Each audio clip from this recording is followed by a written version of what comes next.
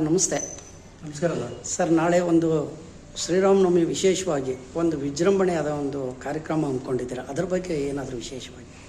ಮೊದಲನೇದಾಗಿ ಕರ್ನಾಟಕ ರಾಜ್ಯ ಜನತೆಗೆ ಹೊಸ ವರ್ಷದ ಶುಭಾಶಯ ಮತ್ತು ಶ್ರೀರಾಮನವಮಿಯ ನಮ್ಮದು ಒಂದು ಈ ವರ್ಷದ ಪ್ರಥಮ ಕಾರ್ಯಕ್ರಮಕ್ಕೆ ತಮಗೆಲ್ಲರಿಗೂ ಸುಸ್ವಾಗತ. ತಮ್ಮೆಲ್ಲರ ಹೆಸರುಗಳು ನಮ್ಮ ಮನದಲ್ಲಿದೆ. ತಮಗೆಲ್ಲರಿಗೂ ಇದರ ಮುಖಾಂತರನೇ ಒಂದು ಕರೆಯುವಂಥ ಒಂದು ವ್ಯವಸ್ಥೆ.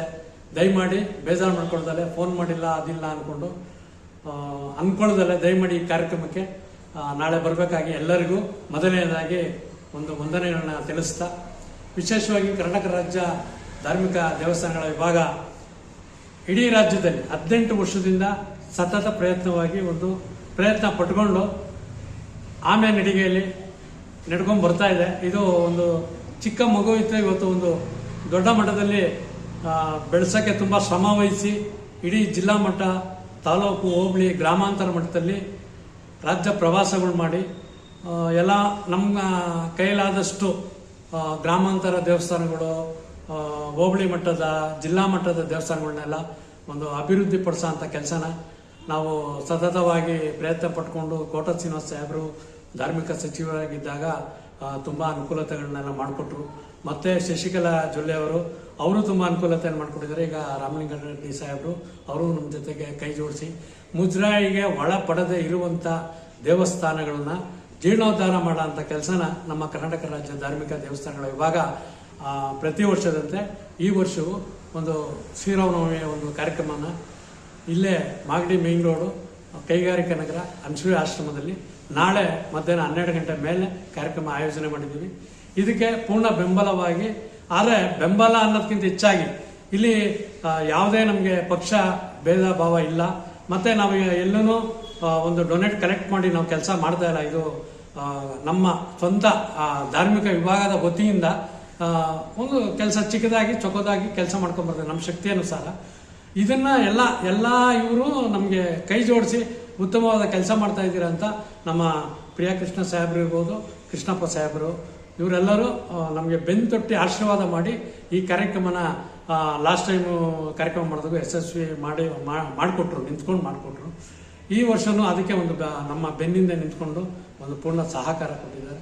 ಮತ್ತು ಪ್ರತಿ ಒಂದು ಇಲ್ಲಿ ನಮಗೆ JDS, BJP, ಕಾಂಗ್ರೆಸ್ ಅನ್ನೋದಲ್ಲ, ಇದು ಧಾರ್ಮಿಕ ವಿಚಾರ ಆಗಿರೋದ್ರಿಂದ ಇದಕ್ಕೆ ಎಲ್ಲರೂ ಕೈ ಜೋಡಿಸ್ಬೇಕು ಅಂತ ಒಂದು ಮನವಿ. ಸರ್, ಮತ್ತೆ ಈ ಜಾಗಕ್ಕೆ ಇವತ್ತು ಎಲ್ಲ ಒಂದು ಸಹಕಾರ ಮಾಡಿಕೊಡ್ತಾ ಇರೋಂಥವ್ರಿಗೆ ಏನು ಹೇಳ್ತೀರಾ? ಈಗ ನಾವು ವಿಶೇಷವಾಗಿ ದತ್ತೂರಾವ್ ಅವರಿಗೆ ನಮ್ಮ ತುಂಬ ಹೃದಯದ ಧನ್ಯವಾದ ಸಲ್ಲಿಸಬೇಕು.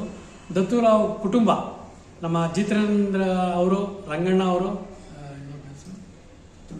ತುಳಸಿರಾಮ್ ಅವರು, ಇವರು 3 ಜನನು ನಮಗೆ ಪೂರ್ಣ ಸಹಕಾರ ಕೊಟ್ಟು ಮತ್ತೆ ಇಲ್ಲಿ ಕಾರ್ಯಕ್ರಮ ಮಾಡೋಕ್ಕೆ ಜಾಗ ಕೊಟ್ಟು ಅವರು ನಮ್ಮ ಜೊತೆಗೆ ನಿಂತ್ಕೊಂಡು ಕಾರ್ಯಕ್ರಮ ಸ್ಟಾರ್ಟ್ ಆದಾಗಿಂದ ಮುಗಿಯೋ ಗಂಟೆ ಪೂರ್ಣ ಸಹಕಾರ ಕೊಡ್ತಾ ಇದ್ದಾರೆ.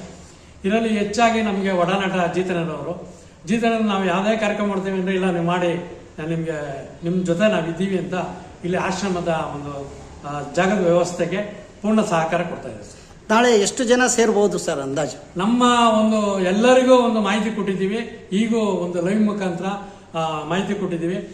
ಇದಕ್ಕೆ ಹೆಚ್ಚಾಗಿ ನಮ್ಮ ಒಂದು ನಾಡಿನ ಜನತೆಗೆ ತಿಳಿಸೋ ಅಂತ ವಿಶೇಷವಾಗಿ ಸರವೇಗ ದಿನಪತ್ರಿಕೆ ಮತ್ತು ಮಾಧ್ಯಮ ಪ್ರಕಾಶ್ ಅವರು ಮತ್ತು ಮೇಡಮ್ ಅವರು ನಮ್ಮ ಬೆನ್ನೆಲುಬಾಗಿ ನಿಂತ್ಕೊಂಡಿದ್ದಾರೆ. ಮತ್ತೆ ನಮ್ಮ ಧಾರ್ಮಿಕಗೆ ಏನು ಒಡನಾಟವಾಗಿ ಕೆಲಸ ಮಾಡಬೇಕು ಇಷ್ಟನ್ನು ಪೂರ್ಣ ಸಹಕಾರ ಆಗಿ ನಮ್ಮ ಬೆನ್ನಿಂದ ನಿಂತು ಎಲೆಮರೆಕಾಯಿಯಂತೆ ನಮಗೆ ಪೂರ್ಣ ಸಹಕಾರ ಕೊಡ್ತಾ ಇದ್ದಾರೆ.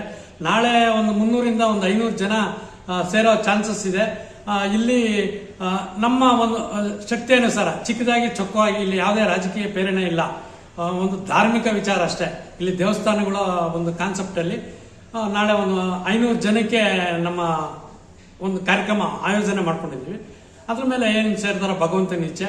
ಮತ್ತೆ ಪೂರ್ಣ ಸಹಕಾರವಾಗಿ ನಮಗೆ ರಾಜಣ್ಣವರು ಒಂದು ಸಪೋರ್ಟ್ ಆಗಿ ಕೈ ಜೋಡಿಸ್ತಾ ಇದ್ದಾರೆ. ದಾಸಹಳ್ಳಿ ಅವರೇ ಮೂಲತಃ, ಇವಾಗ ನಾವು ಮೂಲತಃ ದಾಸಹಳ್ಳಿ ಅವರೇ, ಈಗ ತಾವರೆಕೆರೆ ಇದ್ದೀವಿ, ಆದರೂ ನಾವು ನಮ್ಮ ಜಾಗದಲ್ಲಿ ಬಿಡಬಾರ್ದಲ್ಲ ಅನ್ನೋ ಒಂದು ಉದ್ದೇಶಕ್ಕೆ ಪ್ರತಿಯೊಂದು ಕಾರ್ಯಕ್ರಮನೂ ನಾನು ನಮ್ಮ ದಾಸಹಳ್ಳಿ ಭಾಗದಲ್ಲೇ ಕಾರ್ಯಕ್ರಮ ಹಮ್ಮಿಕೋತಾ ಇದ್ದೀನಿ. ಮತ್ತೆ ಎಲ್ಲರೂ ಪ್ರತಿಯೊಬ್ಬರೂ ಯಾವುದೇ ಮನಸ್ತಾಪ ಇಲ್ಲದಲೆ ದಯಮಾಡಿ ಈ ಕಾರ್ಯಕ್ರಮಕ್ಕೆ ಹೆಚ್ಚಿನ ರೀತಿ ಬಂದು ಪೂರ್ಣ ಸಹಕಾರ ಕೊಟ್ಟು ಯಶಸ್ವಿಗೊಳಿಸಬೇಕು ಅಂತ ತಮಗೆಲ್ಲರಿಗೂ ಕರ್ನಾಟಕ ರಾಜ್ಯ ಧಾರ್ಮಿಕ ದೇವಸ್ಥಾನಗಳ ವಿಭಾಗದ ವತಿಯಿಂದ ತುಂಬು ಹೃದಯದ ಧನ್ಯವಾದ. ಸರ್, ತಮ್ಮ ಪರಿಚಯ ಮತ್ತೊಮ್ಮೆ ಮಾಡ್ಕೊಂಬಿಡಿ ಸರ್. ನನ್ನ ಹೆಸರು ಶ್ರೀವಾರ್ಯ ಅಂತ. ವಿಶೇಷವಾಗಿ ಇದು ಎಲೆಮರೆ ಕಾಯಂಗಿತ್ತು. 18 ವರ್ಷದಿಂದ ಕರ್ನಾಟಕ ರಾಜ್ಯ ಧಾರ್ಮಿಕ ದೇವಸ್ಥಾನಗಳ ವಿಭಾಗ ಅಂತ ನಾವು ಒಂದು ಸಂಸ್ಥೆ ಮಾಡಿದ್ವಿ. ಅದಕ್ಕೆ ಆ್ಯಡ್ ಆಗಿ ಹೆಮ್ಮೆಯ ಕೆಚ್ಚೆದೆಯ ಕನ್ನಡಿಗರ ಫೌಂಡೇಶನ್ ಅಂತ ಒಂದು ಫೌಂಡೇಶನ್ ಮಾಡಿದ್ವಿ. ಈಗ ಮೂಲತಃ ಕುಣಿಗಲ್ ಭಾಗದಲ್ಲಿ ಈಗ ಒಂದು 4 ವರ್ಷದಿಂದ ಒಂದು ಉಚಿತವಾದ ರುದ್ರಾಶ್ರಮ ಅದನ್ನು ಮಾಡಿದ್ವಿ. ಈಗ ಚಿಕ್ಕದಾಗಿ ನಡೀತಾ ಇದೆ, ಚಿಕ್ಕದಾಗಿದೆ. ಒಂದು 8 ರಿಂದ 10 ಜನ ಮೆಂಬರ್ಸ್ ಇದ್ದಾರೆ. ಈಗ ಇದನ್ನು ಮಾಡಿರೋ ಉದ್ದೇಶ ಏನಪ್ಪಾ ಅಂದ್ರೆ, ಗ್ರಾಮಾಂತರ ಪ್ರದೇಶದಲ್ಲಿ ಅರ್ಚಕರ ಒಂದು ಜೀವನ ತುಂಬಾ ಕಷ್ಟಕರವಾಗಿದೆ. ವಿಶೇಷವಾಗಿ ಯಾಕೆಂದ್ರೆ ವಾರಕ್ಕೋ ಇಲ್ಲ ತಿಂಗಳಿಗೋ ಒಂದು ಪೂಜೆ ಆಗ್ತದೆ. ಇದರಿಂದನೇ ಅವ್ರಿಗೆ ಏನು ನಡೀತಾ ಇಲ್ಲ. ಅವರು ಹೊಲ ಗದ್ದೆಗಳಲ್ಲಿ ಕೆಲಸಗಳು ಮಾಡ್ಕೊಂಡು ಮಕ್ಕಳಿಗೆ ಎಜುಕೇಶನ್ ಕೊಡೋದು ತುಂಬಾ ಕಷ್ಟ ಇದೆ. ಈಗ ಬೆಂಗಳೂರು ಭಾಗದಲ್ಲಾದ್ರೆ ಜನಸಂಖ್ಯೆ ಜಾಸ್ತಿ ಇದೆ, ಆಡಂಬರ ಜೀವನ ಅವ್ರಿಗೆ ಹೆಂಗೋ ನಡೆದೋಗ್ಬಿಡ್ತದೆ. ಆದರೆ ಮೂಲತಃ ಮೂಲೆ ಗುಂಪಾಗಿರೋಂಥ ಪುರಾತನ ಇತಿಹಾಸ ಇರುವಂಥ ದೇವಸ್ಥಾನಗಳನ್ನ ಉಚಿತವಾದ ಲೈವ್ಗಳನ್ನ ಮಾಡಿ ನಾಡಿನ ಜನತೆಗೆ ತಿಳಿಸೋ ಅಂಥದ್ನ ಕಾರ್ಯಕ್ರಮನು ನಮ್ಮ ಧಾರ್ಮಿಕ ವಿಭಾಗ ಮಾಡ್ಕೊಂಡ್ ಬರ್ತಾ ಇದೆ.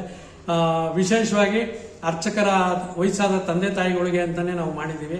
ಪೂರ್ಣವಾದ ಉಚಿತವಾದ ಇದು ಅವರು ಅಲ್ಲಿ ಕರ್ಕೊಂಡ್ ಸೇರ್ಸೋದು ಬಿಟ್ರೆ ಬೇರೆ ಇನ್ಯಾವುದೂ ಎಕ್ಸ್ಪೆಕ್ಟ್ ಮಾಡ್ತಾ ಇಲ್ಲ. ಈಗ ಏಪ್ರಿಲ್ 18 ಮೇಲೆ ನಮಗೆ ರಾಮಲಿಂಗಾರೆಡ್ಡಿ ಸಾಹೇಬರು ಒಂದು ಡೇಟ್ ಕೊಟ್ಟಿದ್ದಾರೆ.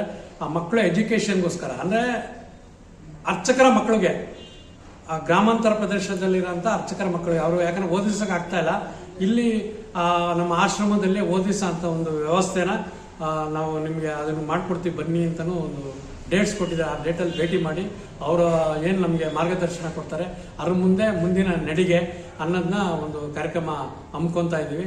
ಇದಕ್ಕೆ ನಮ್ಮ ಮಾಧ್ಯಮ ಮಿತ್ರರಾದ ಪ್ರಕಾಶ್ ಅವರು ಸರವೇಗ ದಿನಪತ್ರಿಕೆ ಪ್ಲಸ್ ಮಾಧ್ಯಮ ಇವರು ಪೂರ್ಣ ಸಹಕಾರ ನಮಗೆ ಕೊಡಬೇಕು. ಮತ್ತೆ ಇಡೀ ನಾಡಿನ ಜನತೆಗೆ ಪ್ರತಿಯೊಂದು ಜಿಲ್ಲಾ ಮಟ್ಟಕ್ಕೆ ತಾಲೂಕು ಹೋಬಳಿ ಮಟ್ಟಕ್ಕೂ ತಿಳಿಸೋ ಅಂತ ಕೆಲಸ ಮಾಡಬೇಕು ಅಂತ ಅವ್ರಿಗೂ ಒಂದು ಕಳಕಳಿ ಮನವಿ ಮಾಡ್ಕೊತಾ ಇದ್ದೀನಿ ಸರ್. ಧನ್ಯವಾದಗಳು ಸರ್.